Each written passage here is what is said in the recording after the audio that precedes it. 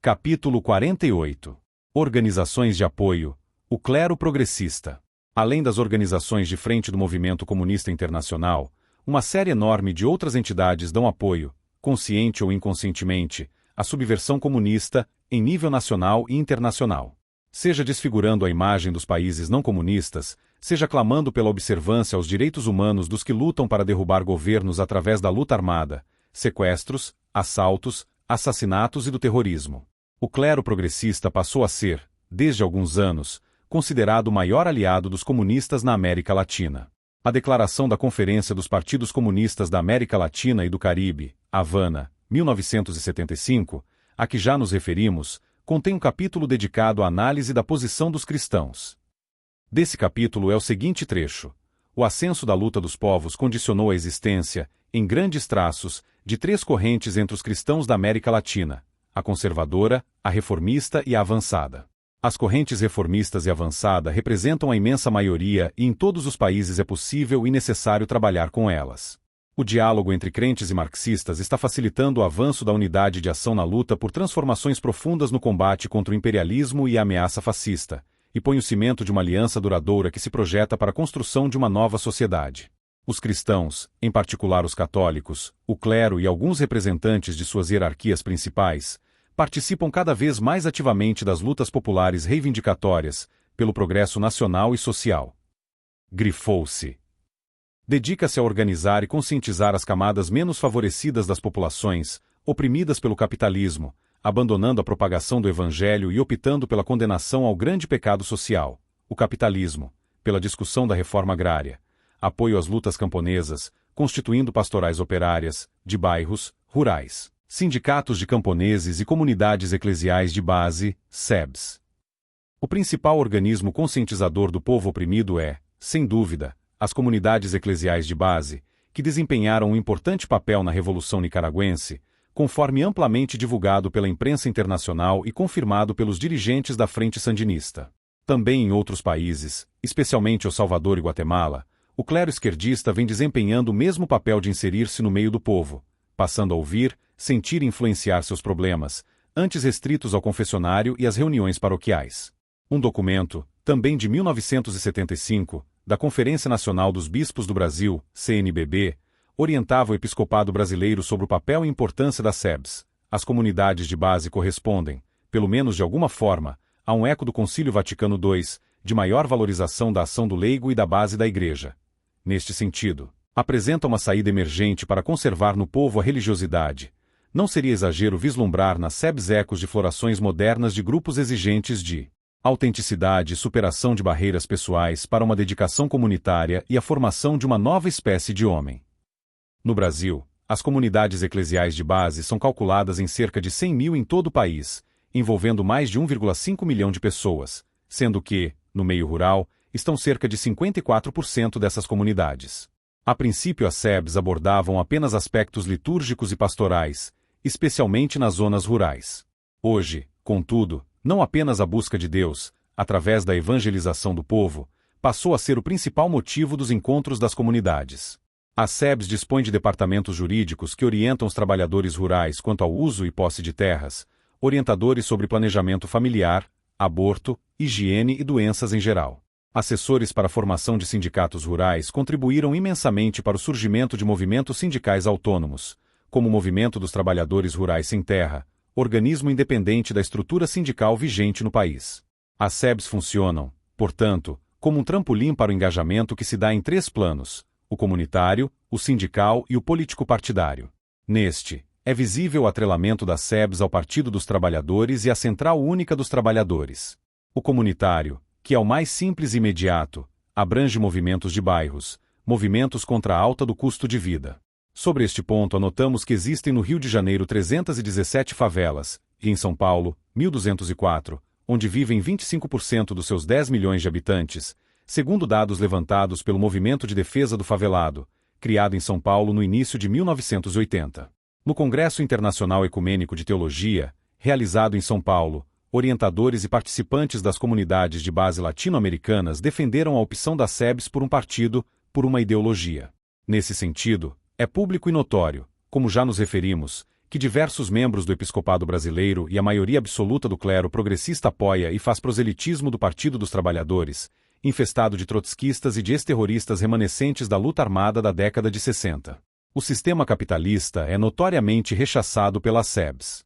Em 1978, no seu terceiro encontro nacional, realizado em João Pessoa PB, elas aprovaram um documento em que consta que toda essa opressão que nos chega tem suas raízes no pecado, as terras nas mãos de quem não precisa delas, os operários sujeitos a ganharem um minguado salário, gerando frutos como a fome, a mortandade de crianças e o analfabetismo. Esse grande pecado é agora social e se chama sistema capitalista. Grifou-se.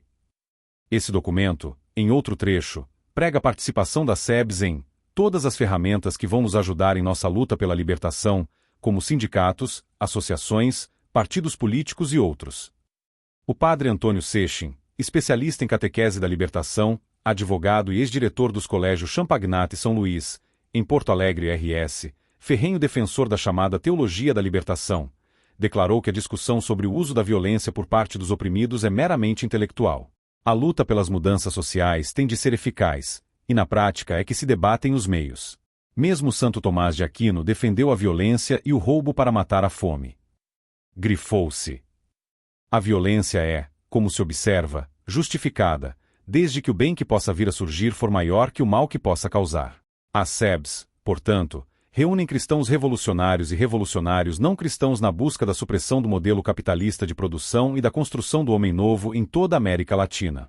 Aquele homem novo que a União Soviética busca, há quase 70 anos, construir. Durante a realização do segundo Congresso do Partido Comunista Cubano, em Havana, em dezembro de 1980, foram aprovadas resoluções políticas sobre diversos temas. Uma delas, que as agências de notícias internacionais não noticiaram e que nenhum jornal brasileiro fez qualquer referência, foi a resolução adotada em relação à religião, à Igreja e aos crentes. Tal resolução, aprovada por unanimidade, como tudo mais que foi debatido no Congresso, é a seguinte. Resolução. O conteúdo da tese e a correspondente resolução aprovada pelo primeiro Congresso do Partido, sobre a política em relação à religião, à Igreja e os crentes mantém plena vigência, porquanto a aplicação, na prática, de seus princípios, normas e aspectos essenciais tem demonstrado sua justeza e atualidade. Partindo de seus postulados fundamentais, foi possível manter uma coerente unidade de ação das organizações, organismos e órgãos do partido quanto à questão religiosa, orientando adequadamente as relações do governo e Estado socialista com a Igreja e os crentes, evidenciando-se que a correta aplicação desta política, no plano interno, favorece o fortalecimento da indestrutível unidade de nosso povo em torno de seu objetivo fundamental, a construção do socialismo em nossa pátria. Na arena internacional contribui para desenvolver e estreitar os vínculos de nossa revolução com os movimentos de libertação e com as forças do progresso social e da paz. Grifamos, baseados nessa política, aprovada pelo primeiro Congresso do Partido. O Estado socialista e o governo têm mantido relações satisfatoriamente normais com a imensa maioria das instituições religiosas radicadas em nosso país. A liberdade de consciência, entendida como o direito dos cidadãos a professar qualquer religião ou crença religiosa, ou não professar nenhuma e manter suas convicções científico-materialistas, assim como a prática do culto de preferência do crente dentro do mais estrito respeito à lei, a saúde dos cidadãos e as normas da moral socialista, que estão protegidas e garantidas pela Constituição da República e outras leis, tem sido observada consequentemente. Em tal sentido, o segundo Congresso do Partido Comunista de Cuba recomenda aos órgãos competentes do Estado complementar e aperfeiçoar o sistema de normas jurídicas que garantem o livre exercício do decreto de liberdade de consciência. A realização normal do culto próprio de cada denominação ou crença, a celebração de reuniões, assembleias, encontros e outras atividades próprias de instituições, associações religiosas e grupos de crentes, inclusive a celebração em Cuba de eventos religiosos de nível internacional, são mostras eloquentes do cumprimento desta política. Em consequência da aplicação prática da política contida na tese, manifesta-se, também, a tendência ao incremento de intercâmbio de delegações integradas por representantes de organizações religiosas e laicos cubanos que viajam ao exterior, ou de outros países ao nosso, com fins religiosos, de justiça social e de paz. Significativo processo de incorporação ativa dos grupos e organizações cristãs, incluindo elementos do clero católico e de outras denominações, às lutas de libertação nacional e pela justiça social dos povos da América Latina, como na Nicarágua, El Salvador e outros, e o surgimento de instituições e centros ecumênicos que desenvolvem ações resolutamente progressistas e promovem o compromisso político e a união combativa de cristãos revolucionários e marxistas em favor de profundas modificações sociais no continente, demonstram a conveniência de continuar contribuindo com a consolidação sucessiva da frente comum em prol das indispensáveis transformações estruturais em nosso hemisfério e em todo o mundo. Nosso partido reitera sua conhecida posição, enriquecida em diversas esclarecedoras intervenções de seu primeiro secretário, companheiro Fidel Castro, em favor da aliança estratégica e ação conjunta e unida com os setores progressistas e revolucionários mencionados, visando ao efetivo progresso social, a paz e a construção de uma nova e mais justa sociedade. Grifamos, a tese sobre a política em relação com a religião, a Igreja e os crentes, aprovada pelo primeiro Congresso, orienta também a difusão da concepção marxista-leninista do mundo, como parte do trabalho político-ideológico do partido, dirigida fundamentalmente a incrementar a participação de todo o povo, crente e não crente, na edificação do socialismo. Este aspecto essencial de nossa política, com relação à questão religiosa, tem revelado sua validade. Um reflexo dela é a incorporação cada vez maior de crentes que professam distintos critérios religiosos às tarefas revolucionárias da construção socialista. Grifamos. O partido tem trabalhado, e deve continuar trabalhando, sistematicamente, pela difusão maciça da concepção científico-materialista sobre a natureza, a sociedade e o pensamento, ao tempo em que se continuam fomentando novas tradições tendentes a fortalecer as relações sociais socialistas e a convicção do homem em suas próprias forças no porvir da pátria. O segundo Congresso orienta o aprofundamento do estudo dos fundamentos teóricos e políticos da tese aprovada no primeiro Congresso, por todos os quadros e militantes, com o fim de lograr a mais sólida preparação político-ideológica que mantenha a aplicação, sem desvios, dos princípios da referida tese. O segundo Congresso do Partido encarrega o Comitê Central de implementar as medidas necessárias à continuação da política estabelecida em relação à religião, à Igreja e aos crentes.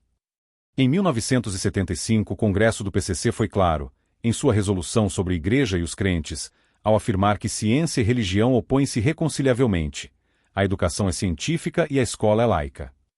Essa declaração contém uma contradição. Se a educação é científica, a escola não pode ser laica e sim antirreligiosa, uma vez que o comunismo afirma que a religião é anticientífica. A tese do primeiro Congresso diz, além disso, que se devem livrar as massas dos dogmas e superstições religiosas do passado e das crenças no sobrenatural. Entretanto, afirma a necessidade de promover e consolidar a aliança com setores cristãos, para a construção de uma nova sociedade verdadeiramente humana. Como se observa, essa resolução sobre a Igreja e os crentes, adotada pelo primeiro Congresso do PC cubano, uma entidade política, visou julgar o caráter científico ou anticientífico de uma concepção de mundo baseada na religiosidade do povo e o que ele possa ter de cristianismo. Fala, no entanto, na busca de colaboração com instituições religiosas na luta contra as forças tenebrosas do capitalismo que fazem do homem um ser humilhado, subjugado, indefeso e desprezado. Isso revela uma contradição entre o que se afirma sobre os crentes e o que se afirma sobre a crença. Essa remissão à resolução do primeiro Congresso é fundamental para a análise da evolução após 5 anos. Sem abandonar a tese do ateísmo científico, o segundo Congresso do PCC muda de matiz. Abandona o tom doutrinário do primeiro Congresso e prega o desenvolvimento de um esforço para aprofundar o estudo dos fundamentos teóricos e políticos da tese sobre a Igreja e os crentes, sugerindo que a incorporação cada vez maior de crentes às tarefas revolucionárias da construção socialista é resultado do trabalho político-ideológico dos partidos comunistas. A tese do segundo Congresso diz simplesmente que deve ser difundida a concepção científico-materialista sobre a natureza, a sociedade e o pensamento, omitindo qualquer referência à luta antirreligiosa e à utilização da educação para esse fim, como constava na tese do primeiro Congresso e como, na realidade, procedem todos os PC do mundo. No entanto, essa aparente mudança de atitude em relação à Igreja e aos crentes não passa de uma burla como tantas outras utilizadas pelos comunistas para ludibriar a grande maioria do povo, tradicionalmente despreocupada, ausente e distante da luta ideológica e voltada para a satisfação de seus interesses imediatos, melhores condições de vida e de trabalho. A omissão à luta antirreligiosa, como faz crer a resolução do PC cubano, não passa de palavreado vazio e desprovido de fundamento, por ser o ateísmo científico um dos princípios integrantes do marxismo-leninismo e parte orgânica da concepção comunista do mundo. Essa tática, no entanto, tem trazido resultados favoráveis aos comunistas. Na Nicarágua, por exemplo, a primeira carta pastoral tornada pública após a Revolução Sandinista, O Dever dos Cristãos frente à Nova Nicarágua, novembro de 1979, Não fez qualquer reparo aos planos socializantes do novo governo, com o objetivo evidente de manter e expandir a influência do clero na vida social do país. Escolheu a tática da acomodação e da omissão, mantendo-se como instrumento político dos comunistas que assumiram o poder.